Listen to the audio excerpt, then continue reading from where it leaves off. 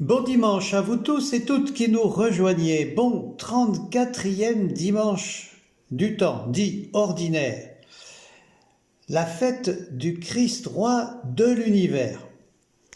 La fête du Christ roi, instituée par le pape Pie XI en 1925 et depuis la réforme liturgique de 1969, nous célébrons cette fête le dernier dimanche du calendrier liturgique, c'est-à-dire le dimanche qui précède le premier dimanche de l'Avent, lequel est le début d'une nouvelle année liturgique. Devenue ainsi la fête du Christ roi de l'univers, elle met l'accent sur l'idée que, dans le Christ, toute la création est récapitulée. Jésus nous parle du royaume, d'un royaume, le royaume de Dieu. Une idéalisation depuis le roi David, bien sûr. Et ces chapitres 24 et 25 de l'Évangile, qui nous rejoint tout à l'heure par la parabole du jugement dernier, nous parlent du royaume, de paraboles essentielles du royaume de Dieu. Ce royaume sur la terre comme au ciel. Les disciples auront du mal à comprendre, et nous aussi d'ailleurs, mais nous y vivons pleinement. Alors, rejoignons pour ce 34e dimanche les rives de notre belle rivière Dordogne, en deux villages presque jumeaux. Saint-Seurin de Prats, alors sur le département de la Dordogne, et Pessac sur Dordogne, sur le département de la Gironde, dont les saints patrons ne sont pas communs parmi tous les saints patrons de nos paroisses ici, des deux rives, Saint-Seurin et Saint-Vincent pour la paroisse de Pessac. Saint-Vincent, patron des vignerons. Mais arrivons à Saint-Seurin de Prats. Saint-Seurin de Prats, dont nous entendons les cloches. Une belle église, une église récemment restaurée, très belle. Saint-Seurin. D'abord, qui était Saint-Seurin? À l'origine, Sévérinus, né en Orient, il arrive à Bordeaux au IVe siècle, il rencontre l'évêque Saint-Amand. En fait, on connaît cela par un ouvrage qui s'appelle In Gloria Confessorum de Grégoire de Tours. L'évêque Amand, qui gouvernait l'église de Bordeaux, vit pendant la nuit en songe le Seigneur qui lui dit « Lève-toi, va à la rencontre de mon serviteur Séverin ». Et voilà que Séverin venait comme au devant de lui. Alors s'approchant, ils se saluent de leur propre nom et se jettent dans les bras l'un de l'autre. Ayant fait leur prière, après s'être embrassés, ils entrent dans l'église en chantant à voix haute des psaumes. C'est ainsi que Séverin devint le 4e évêque de Bordeaux, donc précédé par Saint-Amand et avant lui Orientalis et Delphin. Alors nous savons bien que les archevêques de Bordeaux avaient des territoires jusqu'ici, sur ce qu'on appelle maintenant la Dordogne, notamment des vignes évidemment, vers la Motte-Moravel et plus haut jusqu'à Bonneville. Alors, aujourd'hui, nous sommes vraiment dans nos deux rives, d'autant qu'on sait très bien que Montaigne, non loin, a été lui-même maire de Bordeaux. Alors, en arrivant à Saint-Seurin de Prats, eh bien, chantons, soyeux heureux de chanter ce beau dimanche, cette fête du Christ, roi de l'univers.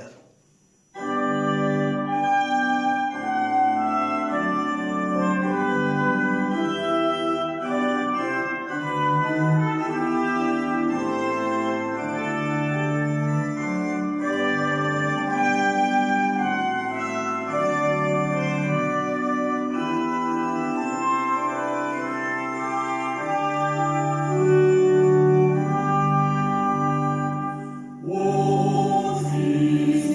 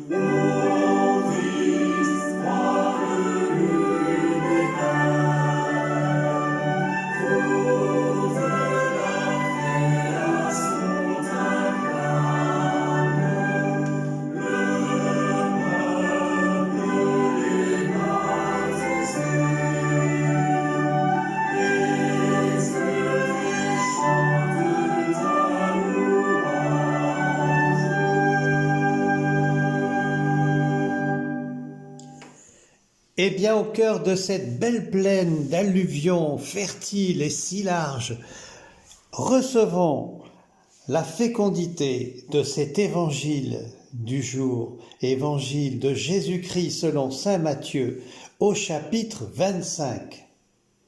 En ce temps-là, Jésus disait à ses disciples, « Quand le Fils de l'homme viendra dans sa gloire et tous les anges avec lui, alors il siégera sur son trône de gloire. Toutes les nations seront rassemblées devant lui. Il séparera les hommes les uns des autres comme le berger sépare les brebis des boucs, et il placera les brebis à sa droite et les boucs à sa gauche. Alors le roi dira à ceux qui seront à sa droite, « Venez, les bénis de mon Père, recevez en héritage le royaume préparé pour vous depuis la fondation du monde. Car j'avais faim et vous m'avez donné à manger, j'avais soif et vous m'avez donné à boire, j'étais un étranger et vous m'avez accueilli, j'étais nu et vous m'avez habillé, j'étais malade et vous m'avez visité, j'étais en prison et vous êtes venus jusqu'à moi. » Alors les justes lui répondront, « Seigneur, quand est-ce que nous t'avons vu ? Tu avais donc faim et nous t'avons nourri, tu avais soif et nous t'avons donné à boire, tu étais un étranger et nous t'avons accueilli, tu étais nu et nous t'avons habillé, tu étais malade ou en prison. Quand sommes-nous venus jusqu'à toi ? » Et le roi leur répondra, « Amen, je vous le dis, chaque fois que vous l'avez fait à l'un de ces plus petits de mes frères, c'est à moi que vous l'avez fait. » Alors il dira à ceux qui seront à sa gauche, « Allez-vous-en, loin de moi, vous, les maudits, dans le feu éternel préparé pour le diable et ses anges. Car j'avais faim, et vous ne m'avez pas donné à manger. J'avais soif, et vous ne m'avez pas donné à boire. J'étais un étranger, et vous ne m'avez pas accueilli. J'étais nu, et vous ne m'avez pas habillé. J'étais malade et en prison, et vous ne m'avez pas visité. » Alors ils répondront, eux aussi, « Seigneur, quand avons-nous vu avoir faim, avoir soif, être nus, étrangers, malades ou en prison, sans nous mettre à ton service ?» Il leur répondra, « Amen, je vous le dis, chaque fois que vous ne l'avez pas fait à l'un de ces plus petits, c'est à moi que vous ne l'avez pas fait. » Et ils s'en iront, ceux-ci au châtiment éternel et les justes à la vie éternelle.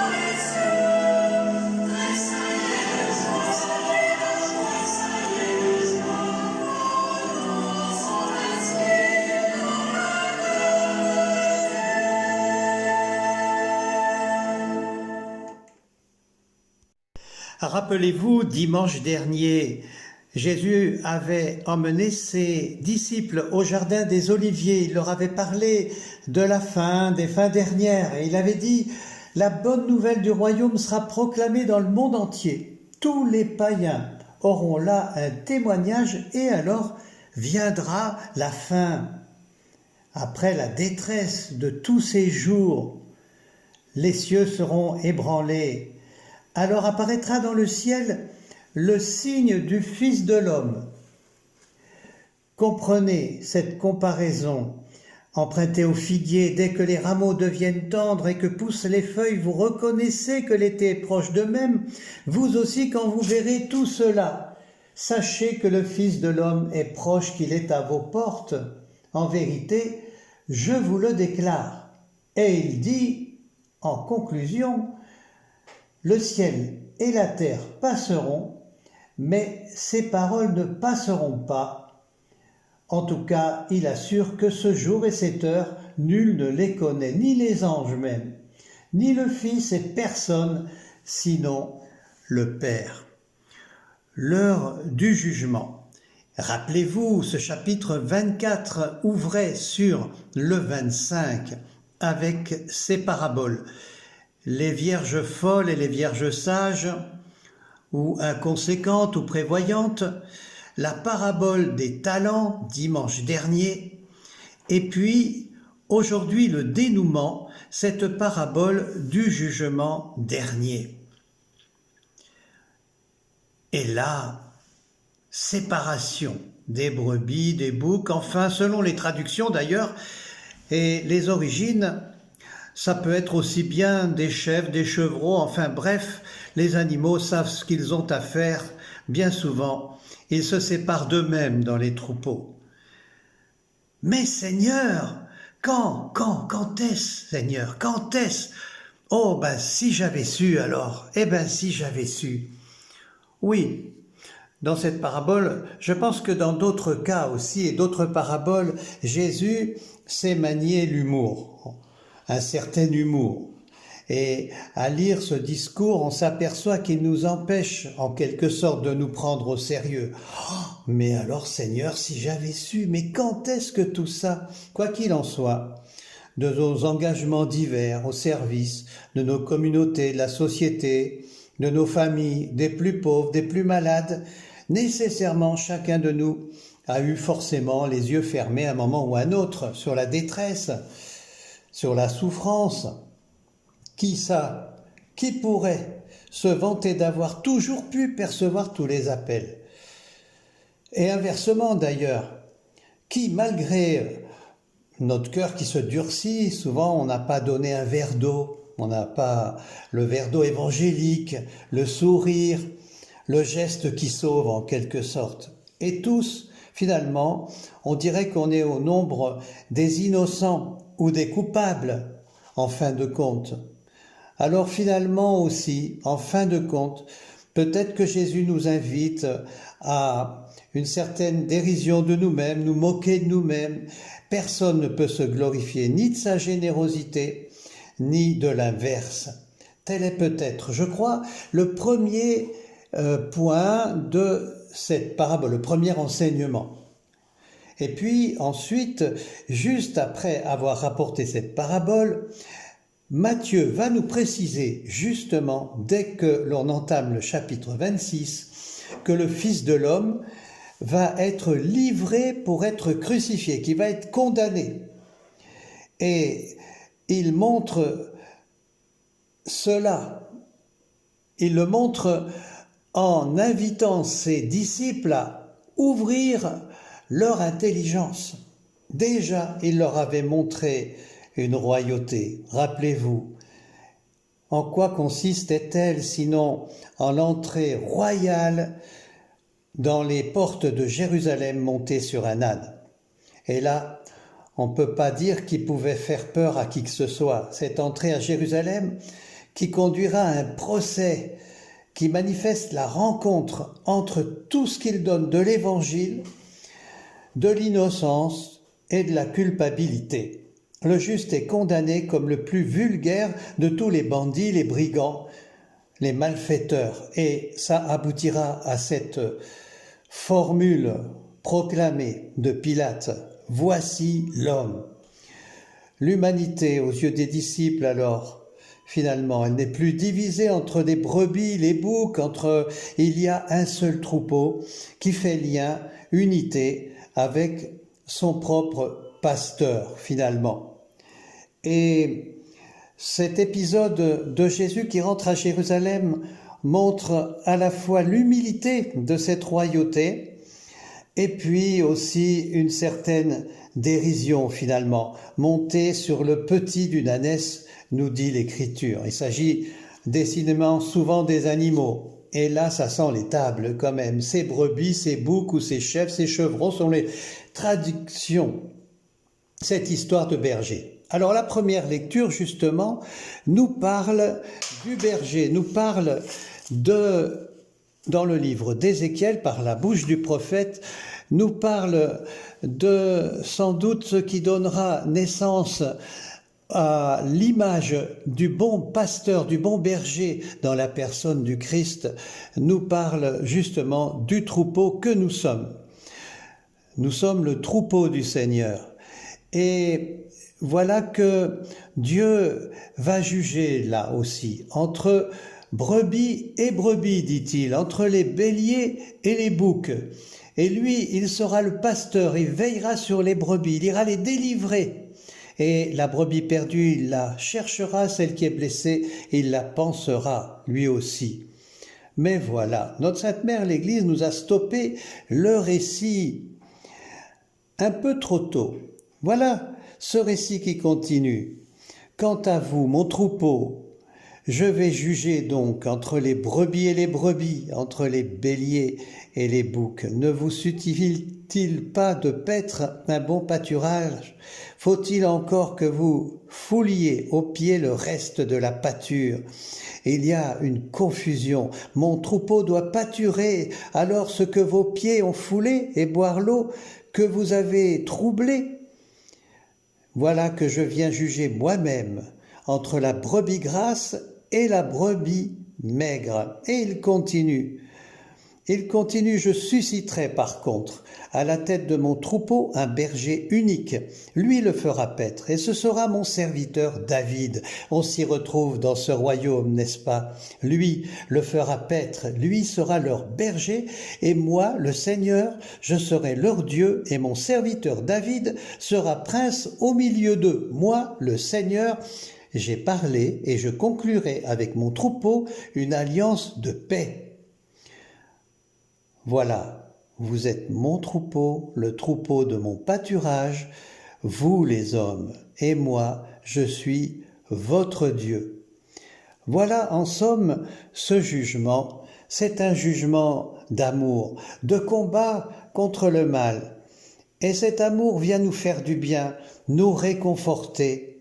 Vous savez, je pense que si on utilise dans la Bible, et Jésus va reprendre ces images du troupeau, des brebis et bien d'autres encore, en ce qui concerne les animaux, c'est parce que les animaux respirent tout simplement. Ils sont essentiellement vivants. Ils cherchent la nourriture sans chercher à sélectionner trop ce qu'ils auraient comme désir s'ils étaient des humains, n'est-ce pas? On voit ce que notre société est devenue. Ils prennent ce qu'ils ont sous le nez, même si aussi ils prennent le meilleur, bien entendu. Et Jésus, à travers l'image de ce troupeau, nous montre déjà ce qu'il montre dans la parabole du jugement dernier, ce jugement final, ce dénouement. Et c'est réconfortant, n'est-ce pas? C'est pourquoi nous avons une réflexion à mener, chacun, chacune, qui sommes aimés, qui sommes veillés par ce bon pasteur. Nous sommes invités à vivre chaque jour, très concrètement, là où nous sommes, mais invités le meilleur de nous-mêmes, à donner le meilleur de nous-mêmes, à mettre en route ces énergies qui nous font vivre, qui nous donnent le désir de vivre et d'aimer. Nous sommes aimés gratuitement si nous croyons alors en l'Évangile et sans condition. C'est ce qu'il veut nous dire, c'est gratuit. On ne sait pas, mais quand donc, Seigneur? Mais si j'avais su, mais tu sais, c'est la parole qui nous le dit sans cesse, mais tu le sais. C'est ce que Jésus disait au chapitre 24. Il y a des témoins de cela. Nous sommes aimés gratuitement.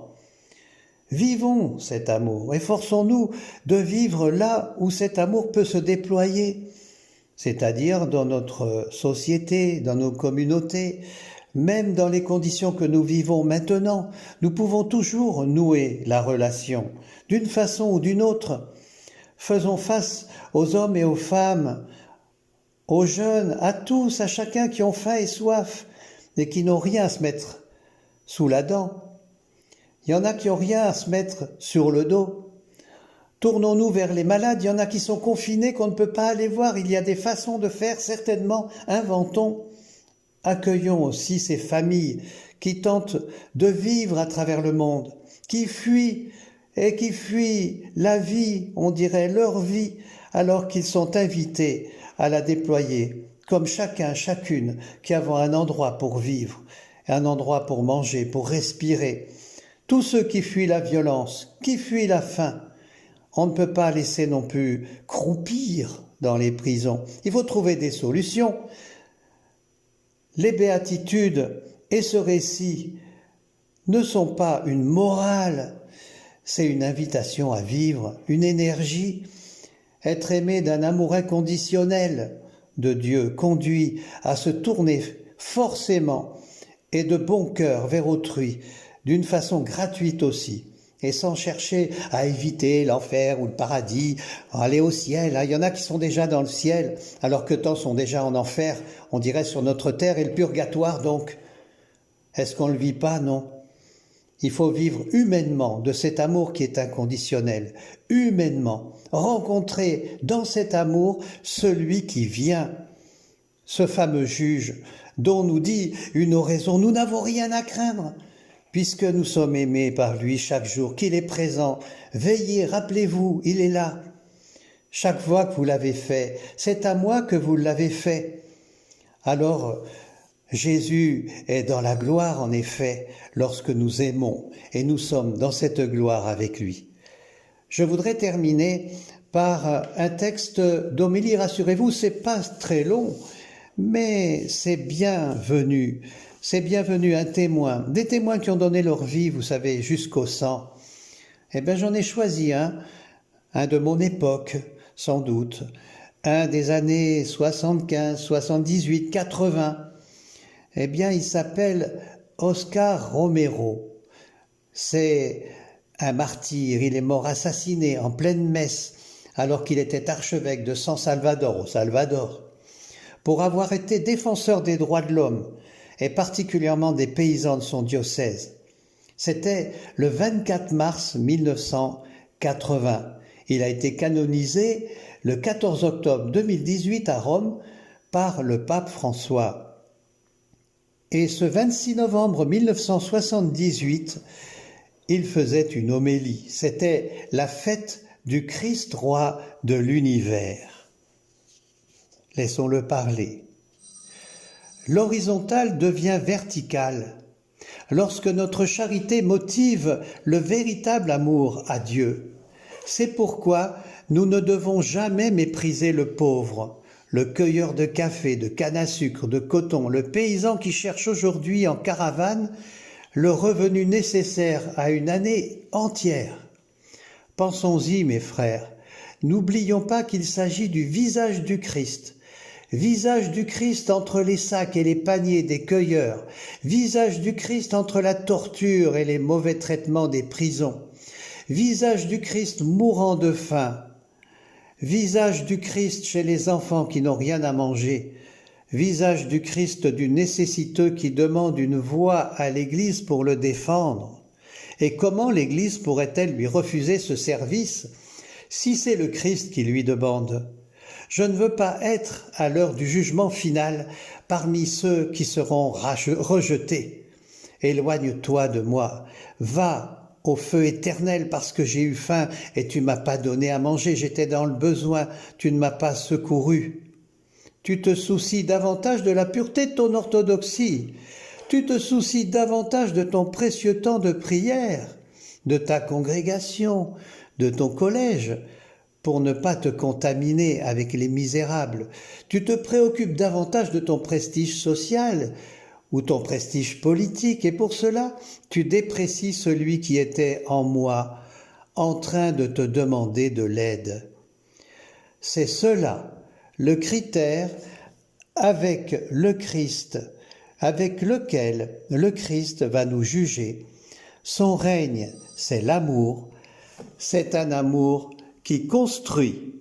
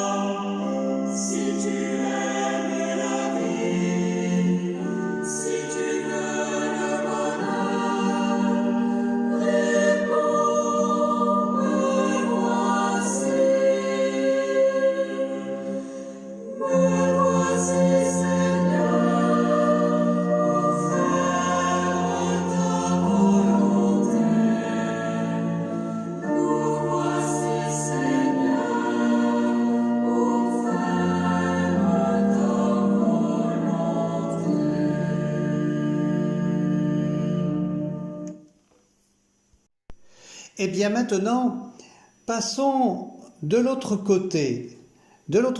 Passons de la plaine au pied du coteau. Traversons le pont qui va de Saint-Seurin à Pessac. Traversons notre belle Dordogne. Elle est particulièrement belle dans cet automne. L'eau a gonflé, on y aperçoit même les cygnes qui prennent leur quartier d'hiver. Pour aller jusqu'à l'église Saint-Vincent. Autrefois, cette église Saint-Vincent était dédiée à Saint-Martin d'ailleurs. Et on s'y retrouve dans tous ces saints, c'est à même époque, de même que les dimanches précédents. Avec Saint-Radegonde, rappelez-vous, Saint-Hilaire et Saint-Martin de dimanche dernier. Cette église a été bâtie à l'emplacement, dit-on, d'un ancien site gallo-romain et des vestiges de cette époque et de l'époque mérovingienne, plus tard d'ailleurs, ont été trouvés dans le cimetière. Elle est de style roman, un beau style roman, bien solide, et il demeure d'ailleurs de cette époque la belle façade. La nef, le transept, enfin l'abside, qui est soutenue par certains contreforts rajoutés.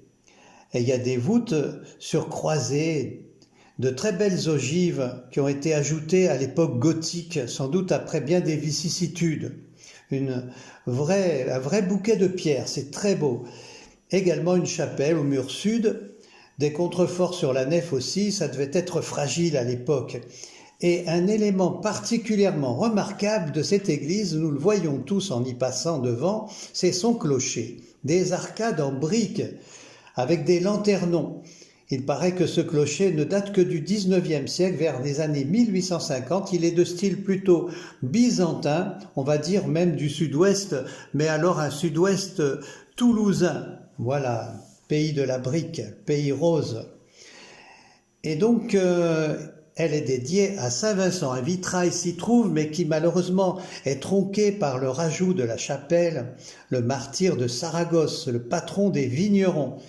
Et puis récemment, nous avons inauguré une statue de Saint-Vincent, patron des vignerons, qui se trouve dans une niche à côté de l'autel. Et nous avons même fêté, du coup, la Saint-Vincent, patron des vignerons, et d'une façon écuménique. Alors ce clocher, il contient 2 cloches, dont une belle lourde cloche que nous entendons maintenant.